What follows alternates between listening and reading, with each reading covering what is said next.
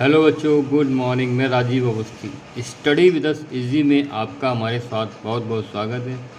आज का जो हमारा वीडियो है वर्ग एवं वर्गमूल, कल जो हमने वीडियो बनाया था उसमें आपको वर्ग एवं वर्गमूल के बारे में परिचय कराया था और वर्ग इतिहास कैसे ज्ञात करते हैं ये भी आपको बताया था।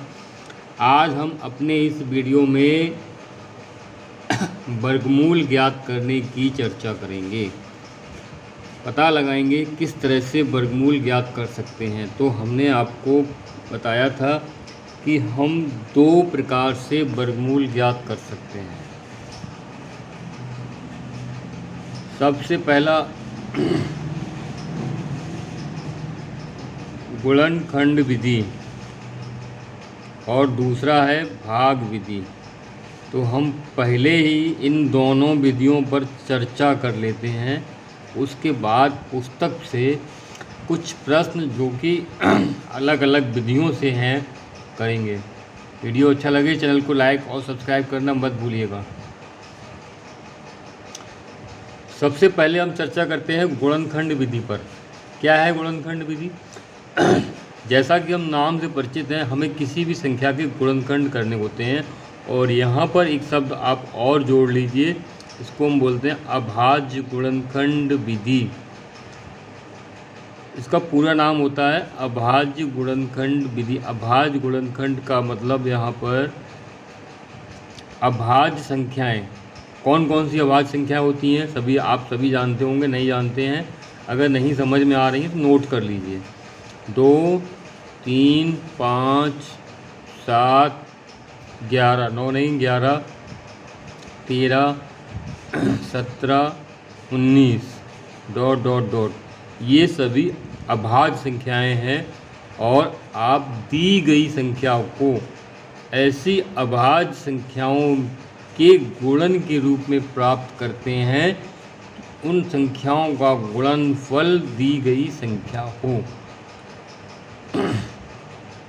जैसे कि आपको 144 का वर्गमूल ज्ञात करना है। 144 का वर्गमूल बताया था हमने। अगर हम इसको सांकेतिक भाषा में लिखेंगे तो इस तरह से ये वर्गमूल का चिन्ह होता है अंडर रूट, और आपने लिख दिया 144। हमें कौन सी विधि से ज्ञात करना है? अभाज्य गुणनखंड विधि से।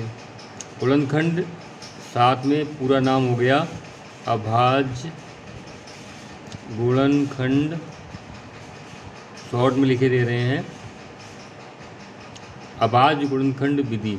144 को हमने लिख लिया। अब क्या करना है? ऐसे गुणनखंड करने हैं, अभाज्य गुणनखंड करने हैं। तो यही क्रम रहता है, पहले 2 से भाग देंगे, 3 से, 5 से, 7 से। हमारे चैनल में एक वीडियो दिया गया है जिससे आप संख्याओं की विभाज्यता का नियम, कौन सी संख्या 2 से विभाजित है, 3 से विभाजित है, 5 से है, इस तरह के नियम दिए गए हैं। ये आपको पता होना चाहिए ताकि आप आसानी से अभाज्य गुणनखंड कर सकें। तो ये संख्या 2 से विभाजित होगी, 2 से हमने भाग दिया, 2 भाग 7 बार गया, 2 सत्ते 14, 2 दूनी 4। पुनः 2 से विभाजित होगी क्योंकि इकाई का अंक 2 है, 2 तिया 6, 2 छंग 12। अगला 2 एकम 2 और 2 अट्ठे 16। नेक्स्ट 2 नियम 18। अब ये 2 से विभाजित नहीं हो सकती, 3 से विभाजित होगी, 3 तिया 9, 3 एकम 3। अब हमने इसका गुणनखंड पूरा कर लिया। अब इसको क्रम से पंक्तिबद्ध में लिखते हैं। 1 2 3 4, 2 का गुणा 4 बार, और 3 का गुणा 2 बार। यहाँ पर इनके विशेष रूप से जोड़े बनाए जाते हैं। अभाज्य गुणनखंड करने के बाद उन गुणनखंडों के जोड़े बनाएंगे और प्रत्येक जोड़े में से एक संख्या अतिरिक्त रखी जाएगी, 2 गुणा 2 गुणा 3, और इनका गुणनफल ही हमारा वर्गमूल होता है। 2 दूनी 4, 4 तिया 12। ये रहा आपका पहला सवाल। इसको हम बोलते हैं अभाज्य गुणनखंड विधि। समझ में आ गया होगा? एक बार फिर से पुनः समझ लीजिए। किसी भी संख्या का वर्गमूल ज्ञात करना है और गुणनखंड विधि से ज्ञात करना है तो उस संख्या के अभाज्य गुणनखंड करेंगे, और अभाज्य संख्याओं के गुणनखंड का क्रम होता है 2, 3, 5, 7, 11, 13। इनके लिए आपको विभाज्यता नियम भी पता होना चाहिए, इससे जल्दी हो सकती है। वैसे आप डायरेक्ट भी भाग दे सकते हैं। 144 का हमें वर्गमूल ज्ञात करना था गुणनखंड विधि से। उस वर्गमूल को ज्ञात करने के लिए पहले हमने 2 से विभाजित किया, जो कि पूरी तरह विभाजित हो गया, 72 आया। फिर 2 से पुनः विभाजित किया, 2 से 3 बार 4 बार विभाजित किया, अंत में 9 आया। 9 2 से विभाजित नहीं है, 3 से विभाजित है। 9 को हमने भागित किया और अंत में क्या आपका आता, 3 एकम 3। इस वीडियो में सिर्फ और सिर्फ हम अभाज्य गुणनखंड विधि पर ही चर्चा करते हैं। अब तक आप लोग अभाज्य गुणनखंड ज्ञात करना सीख गए होंगे। जैसे आपको एक 81 का वर्गमूल ज्ञात करना है, चिन्ह बना दिया। इस चिन्ह से आप समझ सकते हैं कि हमें क्या करना है, हमें वर्गमूल ज्ञात करना है। गुणनखंड विधि लगाएंगे। यहाँ पर आप देख रहे हैं 2 से विभाजित नहीं हो रहा है, तो ये संख्या 3 से विभाजित होगी। 3 दूनी 6 और 3 सत्ते 21। अगला फिर 3 से 3 नवाई 27। अगला फिर 3 से 3 तिया 9। अगली बार फिर 3 से विभाजित होगा और इसका जो गुणनखंड आ रहा है वर्गमूल के अंदर आप इस तरह लिख दीजिए, 3 को 4 बार गुणा करना है। 3 गुणा 3 गुणा 3, ये हो गया आपका।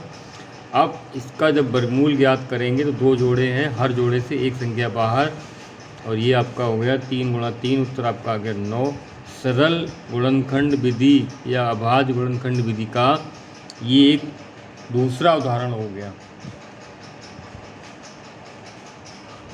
आइए अब हम कुछ पुस्तक के प्रश्नों पर भी चर्चा करते हैं, जैसा कि कल भी हमने वीडियो में किया था।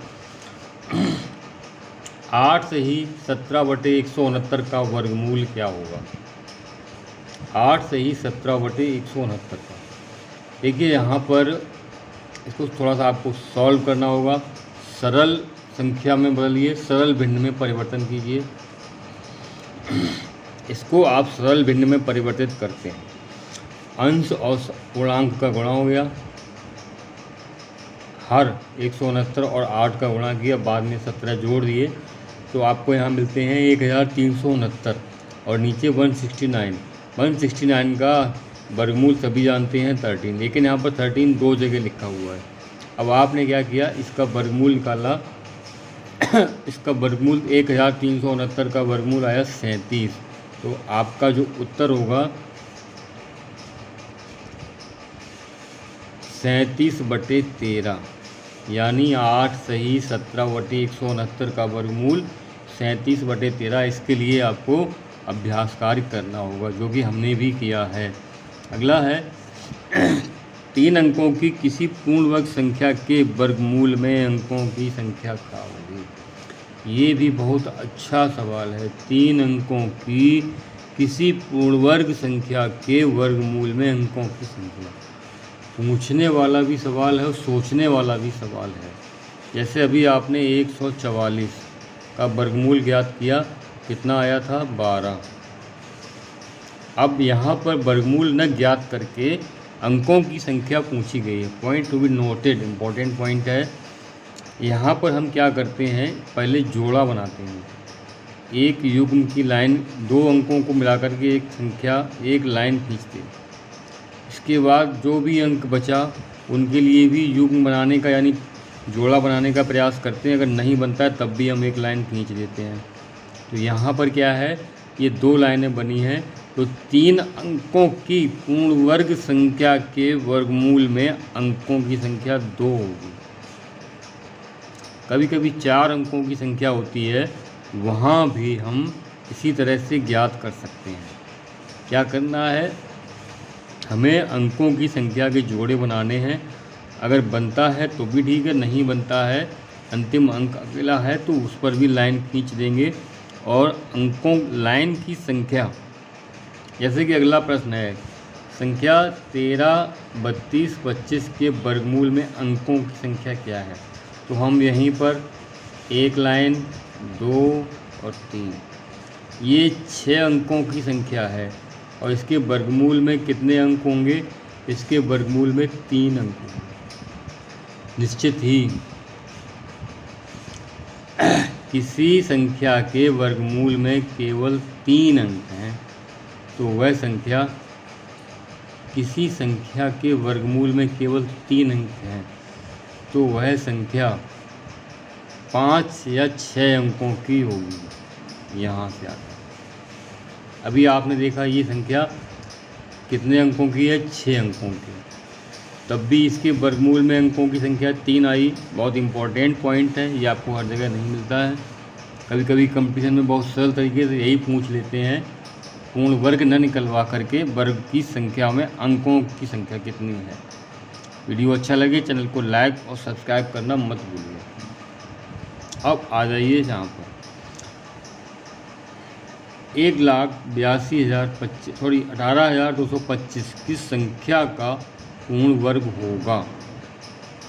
यहाँ पर एक तरीका ये होता है कि हम इकाई के अंक से ही पता लगा सकते हैं कि संख्या का किस संख्या का पूर्ण वर्ग है। चूँकि यहाँ पर 2 जगह 135 और 125 दिया गया है, तो 135 और 125 इसका इन दोनों में से किसी एक का वर्ग होगा। अब हमें यहाँ पर थोड़ा सा कैलकुलेशन भी करना पड़ेगा। 120 और 140 का तो पूर्ण वर्ग है नहीं। अब आप 135 या 125 इनमें से किसी एक का पूर्ण वर्ग करेंगे, आपस में गुणन, तो पता लग जाएगा कि ये किस संख्या का वर्ग है।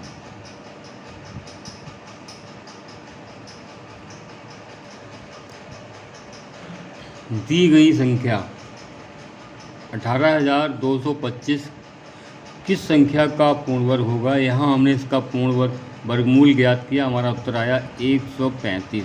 तो 135। अब हम यहाँ पर चर्चा करते हैं वर्गमूल विधि और वर्गमूल ज्ञात करने की गुणनखंड विधि और भाग विधि। अगले पॉइंट में, अगले वीडियो में आपको भाग विधि का वर्णन किया जाएगा। इस विधि, चूँकि जो 2 विधियां हैं आपकी, गुणनखंड और भाग विधि, पहली गुणनखंड और दूसरी भाग विधि, दोनों ही आसान विधियां हैं। चूँकि गुणनखंड विधि थोड़ी लंबी विधि है, यहाँ पर कभी कभी क्या होता है, भाग देते समय हमको अभाज्य संख्याएं ढूंढते ढूंढते काफ़ी समय लग जाता है। इसमें कभी कभी कठिन संख्याएं होने पर अत्यधिक समय लगता है और इसलिए यह थोड़ी परेशान पूर्ण पद्धति है। भाग विधि से आप बड़े से बड़ा भाग आसानी से जल्दी निकाल सकते हैं। वीडियो अच्छा लगे चैनल को लाइक और सब्सक्राइब करना मत भूलिए। 15,625 किस संख्या का पूर्ण वर्ग होगा।